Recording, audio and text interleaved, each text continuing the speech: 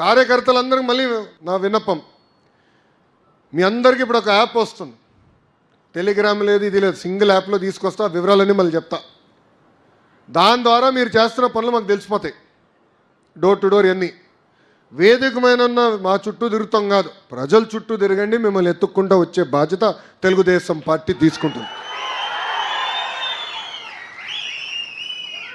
రెండోది, మన కార్యకర్తలు మనందరికీ నాతో సహా ఉన్న ఒక జబ్బు ఉంది రాబాయ్. ఆ జబ్బు పేరేంటో తెలుసా? అలక. ఏంటది? అలక. మనం అనుకుందే అవ్వకపోవచ్చు, దేవుడు కూడా అందరి వరాలు తీర్చలేడు.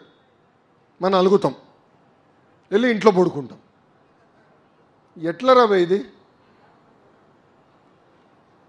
నేను మన ఆవిర్భావ దినోత్సవం చెప్పా, జగన్ గారితో ఎంత పోరాడామో 3 రెట్లు ఎక్కువ తెలుగుదేశం పార్టీలో నేను పోరాడా. ఒక జాతీయ ప్రధాన కార్యదర్శిగా, పాలిట్ బ్యూరో సభ్యుడిగా సంస్కరణల గురించి, పార్టీలో మార్పులు తీసుకొచ్చినాక అహర్నిశలు పోరాడా. నేను నమ్ముకున్న దానికోసం వదిలిపెట్టాను. 10 మందితో మాడతా, 20 మందితో మాడతా, చర్చిస్తా, బాబుగారిని ఎట్లా ఒప్పించాలి రాబోయే అని మేము అందరం మాడుకుంటాం, వదిలిపెట్టాం. అది మనం చేయాలి. మండల పార్టీ అధ్యక్షులు ఉన్నారు, క్లస్టర్ యూనిట్ బూతులు ఉన్నారు, చర్చిద్దాం, మాడదాం. మనకి జిల్లా పార్టీ అధ్యక్షులు ఉన్నారు, పార్లమెంట్ పార్టీ అధ్యక్షులు ఉన్నారు, జోనల్ కోఆర్డినేటర్ ఉన్నారు, ఇన్ఛార్జ్ మంత్రి ఉన్నారు. అందరం మీకోసం పనిచేసాం ఉన్నాం. ఇన్ఛార్జ్ మంత్రి గారు ఇంకా రావాల్సిన అవసరం ఉంది ఎక్కువ. ప్రతి నెలకు ఒకసారి రావాలి. నేను భరత్ కూడా క్లియర్గా చెప్తాను, వస్తారు, కూర్చుంటారు. నేను ఎట్లయితే మిమ్మల్ని కలుస్తున్నానో అదేవిధంగా ఆయన కలుస్తాడు. మీ సమస్యలు తీర్చే బాధ్యత కూడా ఆయన తీసుకుంటాడు.